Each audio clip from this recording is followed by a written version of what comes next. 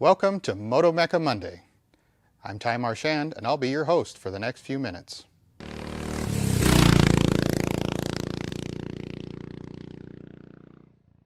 I'm standing here in front of my 2013 Ducati Multistrada Pikes Peak Edition, and it's in need of some service. We just got back from about a 3,200 mile ride to Las Vegas and back, and the Desmo service light is blinking at the 45,000 mile service interval.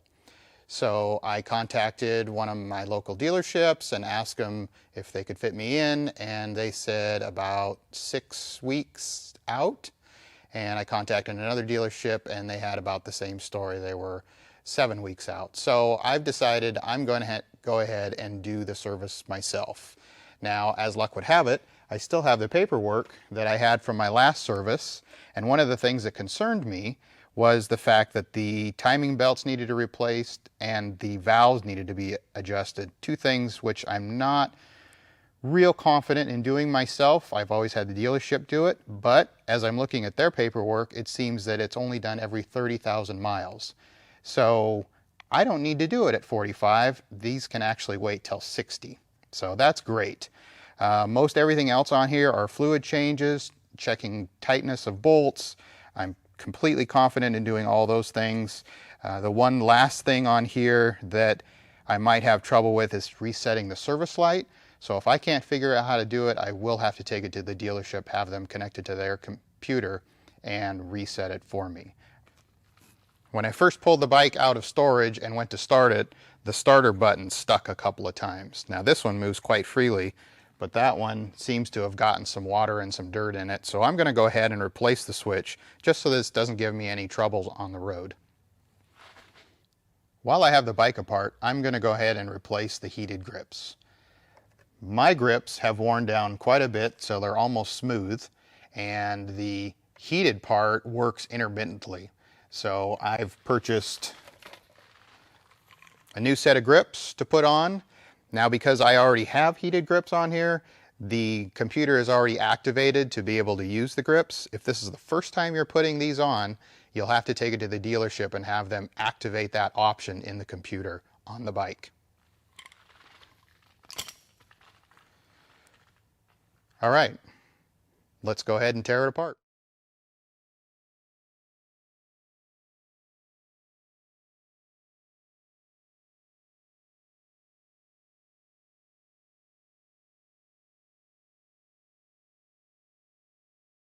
Okay, I've got the fairing off and the tank, and I've taken out my air filter, which is a reusable air filter that I put on many miles ago. So I'll go ahead and clean this and get it drying so that it's ready to go when I'm ready to put everything back together. After that, we'll take the skid plates off, take the oil filter off, and start draining the oil.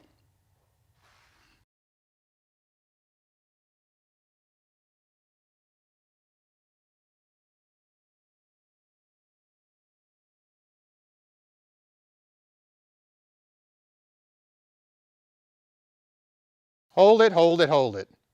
Rewind that video back. Did I really just wash that paper filter? And why didn't I catch that before? Funny story. I actually have the original filter that I took out of the bike when I put the K&N filter in. So how did that get there? Well, it was serviced last at Noble Rush, Seattle Ducati, and they must have thrown away my K&N filter and put a paper one in its place. Thankfully, Amazon, of course, was able to deliver another one in its place. So I'll be putting that in instead. Again.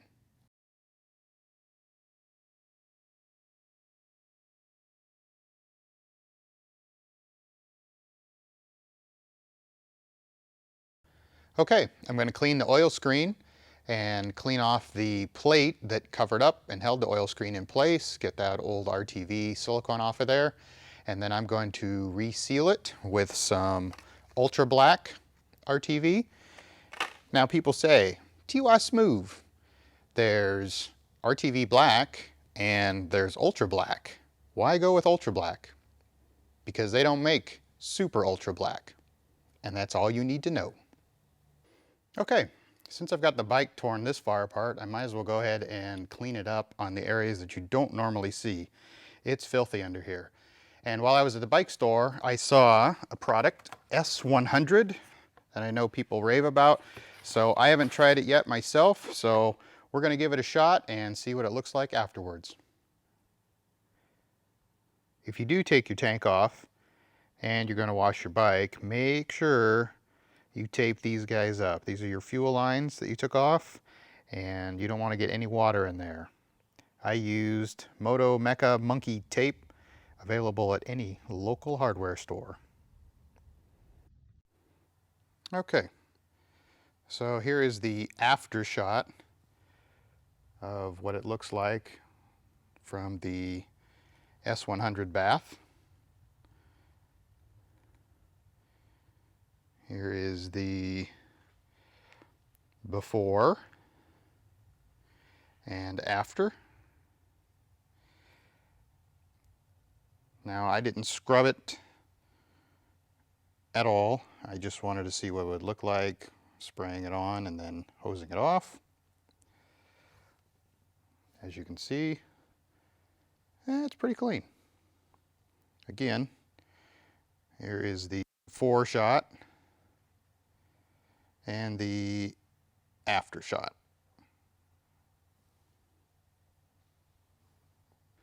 Okay, on to the coolant system. So I'm going to use engine ice. I've used it before, so I know how well it works, and I'm going to tell you a little bit about it while I'm changing it. Now, engine ice is made with propylene glycol versus your normal antifreezes are ethylene glycol. Now, normally I like things with labels that say warning, danger, or known in the state of California to cause blah, blah, blah. But this is an exception. This is non-toxic, biodegradable, and pre-mixed with deionized water to reduce scaling and deposit buildup. But most importantly, it helps your engine run cooler, which, as we know, creates more horsepower, and that's why I like it. And that's all you need to know. One of the items we need to check off on our Desmo service list is to change the fork fluid. Now, as you can see here, mine are leaking. I don't have the proper seal driver to do it correctly, so I'm going to hold on this and do that in a future episode. Now onto the chain and sprocket. As you can see here, pulling on the back of the chain, there's a lot of slop between it and the sprocket. This gives a pretty good indication that it's about used up. I went ahead with the super light chain and sprocket set that the local Ducati dealer had in stock. I also picked up the KM 500R chain cutting and riveting tool so that I could put the proper flare on the master link.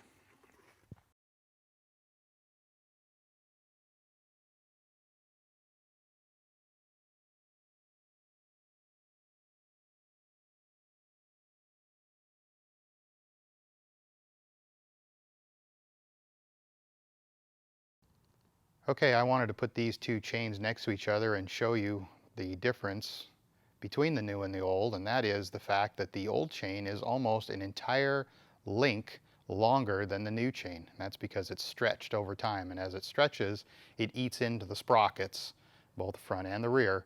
So we replace all three parts together as a set.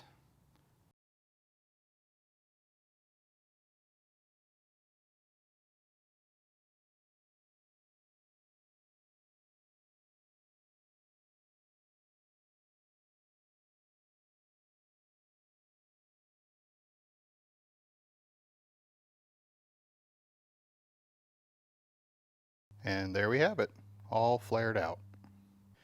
One nice thing about the super light sprockets is that that's the last time I'll have to pull the nut off of the wheel, as these are designed to be removed without having to take off the hub. Kind of a neat feature that they have. I'm also glad that I got this chain taken care of because that older one was in really bad shape. Better to be safe now than be sitting on the side of the road singing an unchained melody. Just took it out on a 200-mile test ride and everything performed perfectly. The new chain made a huge difference. I don't get that slap anymore, the clattering, it shifts smoother. It was definitely time and worth it. We checked on all the fluids, topped them all off where necessary, and we're good to go. We've taken care of all the things. What I was not successful doing was resetting the Desmo service light. I tried several ODB2 USB adapters that I had and the JP Diag program, followed all of that, but still was not able to successfully reset that light. So we're gonna have to go probably back to the dealership and ask them if they'll reset it. Of course, if they won't, then, well, another day. Maybe we'll dive into that a little bit further. If you like what you've seen, smash the like button. If you really like what you've seen, go ahead and hit the subscribe and hit the notification bell up in the corner. And to the 10 people that stayed to the end, thanks for watching. We'll see you next week. Same Moto-Mecca time, same Moto-Mecca channel.